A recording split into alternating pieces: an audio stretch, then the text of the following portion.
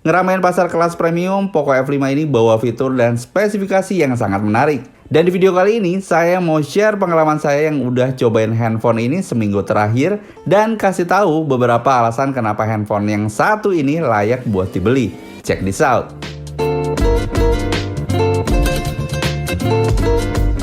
Kesan pertama kali genggam handphone ini, menurut saya Poco F5 punya desain yang cukup tipis ya, dengan ketebalan hanya 7,9 mm. Dengan hal tersebut, ngebuatnya ramping dan gampang dimasukin ke dalam kantong celana tanpa ngebuat efek gembung. Kombinasi dari tepian frame bodinya yang kotak dengan beratnya yang juga lebih ringan dari pendahulunya di angka 181 gram, ngebuat saya cukup nyaman meski pakai dengan satu tangan walaupun ukurannya terbilang cukup besar. Dan walaupun material cover body belakangnya pakai polikarbonat, tapi secara looks tetap kelihatan mewah dan elegan. Desain cover belakangnya ini punya sentuhan ala-ala karbon gitu yang disebut dengan ice flakes tekstur. Sayangnya efek glossy di bagian belakangnya ini tetap gampang kotor kena sidik jari yang menempel. Tapi setidaknya Poco udah kasih solusi tinggal dipakein aja case yang ada di paket penjualannya. Terlepas dari hal tersebut, saya juga suka sama build quality-nya yang memang berasa solid. Oh ya, buat pilihan warnanya tersedia 3 varian warna, yaitu white, blue, dan black kayak unit yang saya punya. Sayangnya warna kuning yang jadi ciri khasnya Poco nggak ada buat smartphone ini. Buat kamu yang suka nonton film lewat platform streaming ataupun main game online, tentunya bakal apresiasi sama layar luas 6,67 inci di Poco F5 ini. Selain itu, rasio layar ke bodinya mencapai 93,4%. Ini juga ngebuatnya bezel layar cukup tipis dengan komposisi merata di keempat sisi layarnya, yang menurut saya ini udah ngasih feel yang cukup baik. Poco F5 mengusung jenis panel Flow AMOLED dengan resolusi Full HD Plus yang ngedukung refresh rate sampai dengan 120 Hz. Dengan adanya refresh rate yang tinggi di handphone ini, tentunya bisa ngasih pengalaman yang mulus saat scrolling antar aplikasi ataupun pas lagi main game berat yang bikin kerasa nyaman. Selain itu, buat akurasi yang tinggi, layar Poco F5 ini juga udah punya standar kecerahan 1000 nits, adaptive HDR, dan fitur Dolby Vision yang sangat pas buat penggunanya yang seharian beraktivitas menggunakan smartphone.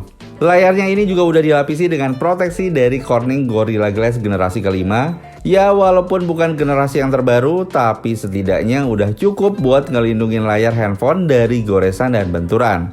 Dan buat keamanannya, ngebuka kunci layar, side fingerprint sensor, dan face unlock di handphone ini cukup bisa diandelin. Oke, sekarang masuk ke bagian performanya, yang jadi salah satu nilai jual utama dari handphone ini. Poco F5 dibekali dengan chipset Snapdragon 7 Plus Gen 2 dengan fabrikasi 4 nanometer yang tentunya bakal ngebuat peningkatan kinerja dan efisien nggak boros daya. Menurut saya performa dari penggunaan prosesor ini udah tergolong kencang buat kebutuhan multitasking atau proses-proses yang memang ngebutuhin olah grafis kayak ngedit video atau gaming. Apalagi Poco F5 ini juga hadir dengan RAM 12 GB yang bisa diekspansi sampai dengan 19 GB lewat fitur ekspansi RAM. Kamu juga bisa mengaktifkan fitur ini dengan cara masuk ke setting, kemudian pilih additional setting, terus pilih memory extension.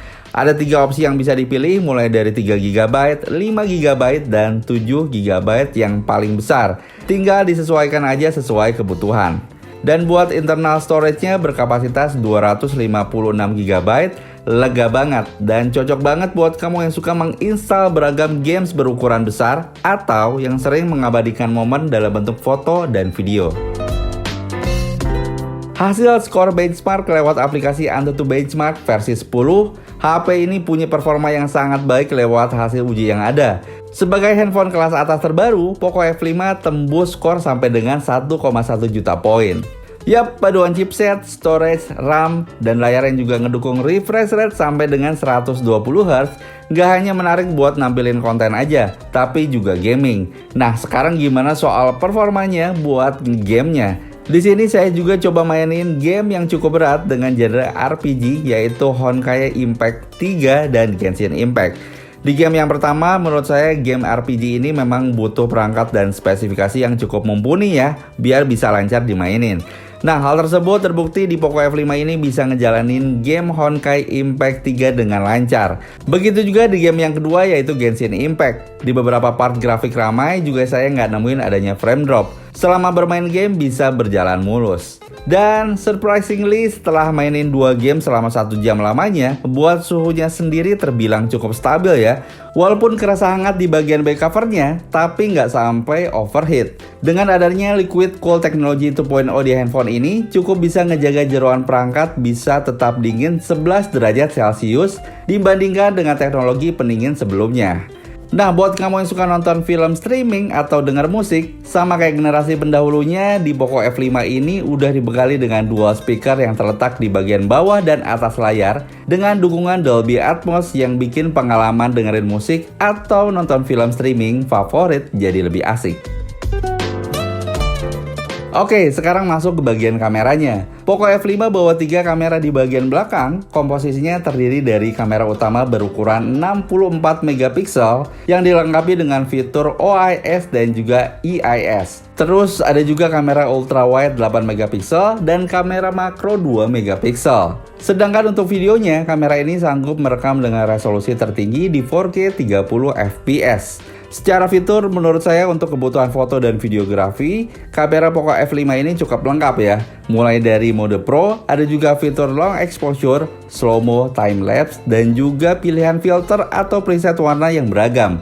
Pindah ke bagian kamera selfie-nya, Poco F5 dibekali dengan resolusi kamera 16 megapiksel yang juga dilengkapi dengan mode portrait biar bisa nampilin efek bokeh. Begitupun dengan hasil rekaman videonya, kamera ini sanggup merekam video mencapai resolusi 1080 piksel dalam 60 fps yang bisa banget diandalin buat bikin konten video blog. Overall, baik di pencahayaan yang optimal ataupun pada kondisi kurang cahaya alias low light, hasil foto yang dihasilkan dari kamera ini menurut saya punya kontras yang pas, saturasi warna yang terjaga, rentang dynamic range yang luas, dan keseimbangan antara noise reduction dan detail gambar yang apik. Untuk hasilnya sendiri, langsung aja kita lihat hasil foto dan video dari kamera Poco F5 kayak yang berikut ini.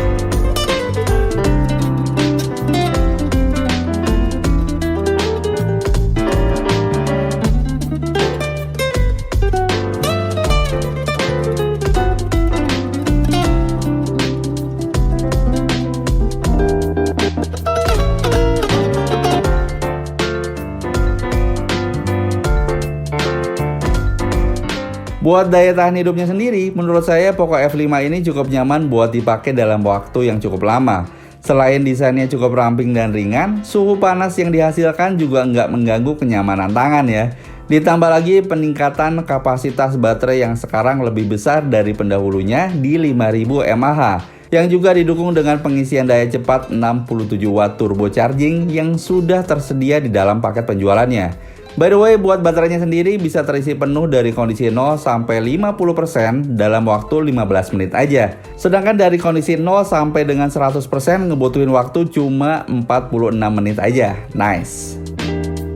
So guys, menurut saya Poco F5 menawarkan spesifikasi tinggi di kelasnya pas buat kamu yang banyak maunya. Smartphone ini cocok banget sama kamu karena Poco F5 punya semua fitur yang kamu butuhin, khususnya untuk menunjang performa tinggi gaming dan konektivitas masa depan 5G.